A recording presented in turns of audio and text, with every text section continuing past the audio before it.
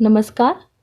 पिछले लेक्चर में हमने बीए थर्ड ईयर के paper first geography of India पर चर्चा करी। हमारी चर्चा का विषय रहा दक्षिणी एवं दक्षिणी पूर्वी एशिया के संदर्भ में भारत।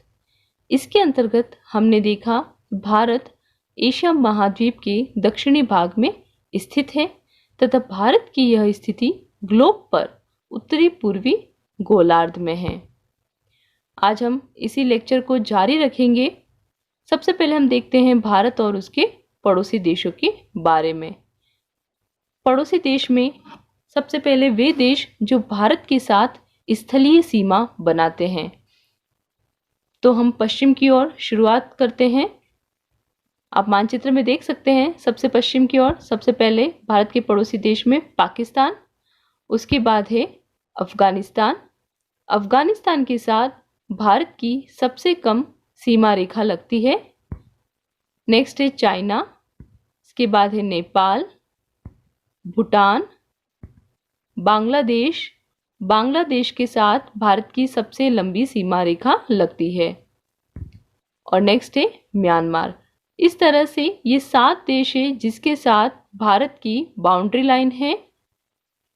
इन 7 देशों के अलावा भारत के 2 द्वीपीय पड़ोसी देश भी है। इनमें से सबसे पहले है श्रीलंका और दूसरा है मालदीव। ये दोनों भारत के द्वीपीय पड़ोसी देश है। अब हम देखते हैं दक्षिणी एशिया में सम्मिलित देश कौन कौन से हैं। इसमें पहले भारत, पाकिस्तान, नेपाल, भूटान, बांग्लादेश, श्रीलंका और मालदीव। ये सभी देश दक्षिणी एशिया के देश है। नाउ नेक्स्ट दक्षिणी पूर्वी एशिया के देश। जैसा कि आप इस मानचित्र में देख सकते हैं, जो क्षेत्र कलरफुल दिखाया गया है वो क्षेत्र दक्षिणी पूर्वी एशिया के देशों का क्षेत्र है। इनमें से सबसे पहले है Myanmar, Thailand, Laos, Cambodia, Vietnam, Singapore, Malaysia, Indonesia, Philippines और ब्रुनाई। ये सभी दक्षिणी पूर्वी एशिया के देश है। अब दक्षिणी एवं दक्षिणी पूर्वी एशिया के संदर्भ में भारत की स्थिति क्या है। भारत प्राचीन काल से ही एक सुस्पष्ट भौगोलिक इकाई के रूप में रहा है।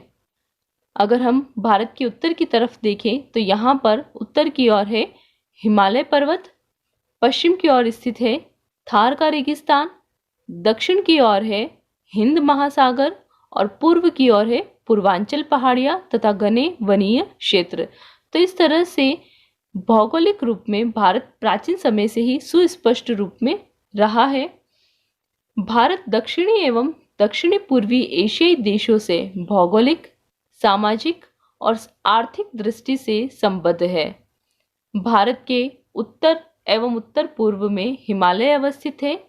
हिमालय में स्थित दर्रों से मंगोल भारत आए। दर्रे किसे कहते हैं?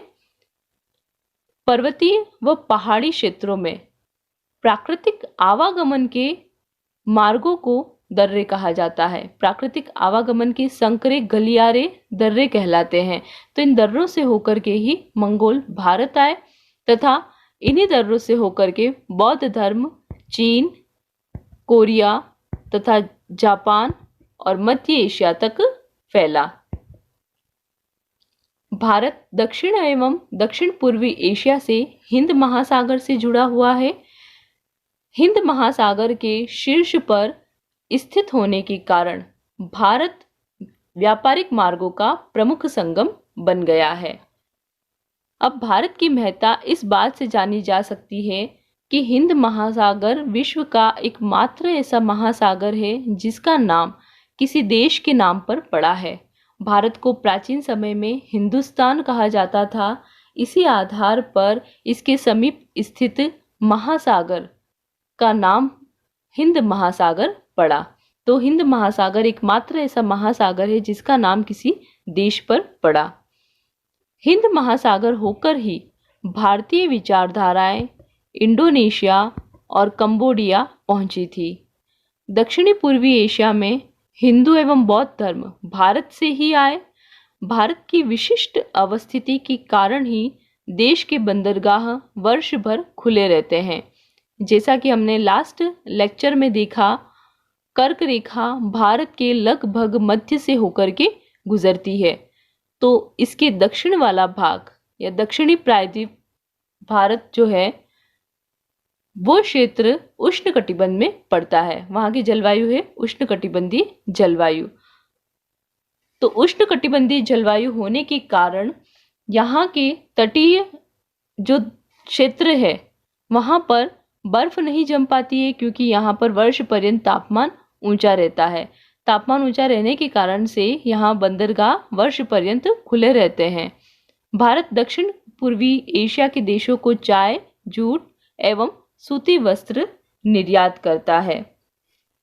भारत अपनी विशिष्ट भौगोलिक अवस्थिति और विस्तार के कारण ही दक्षिण एवं दक्षिण पूर्वी एशिया के देशों में महत्वपूर्ण स्थिति रखता है। धन्यवाद।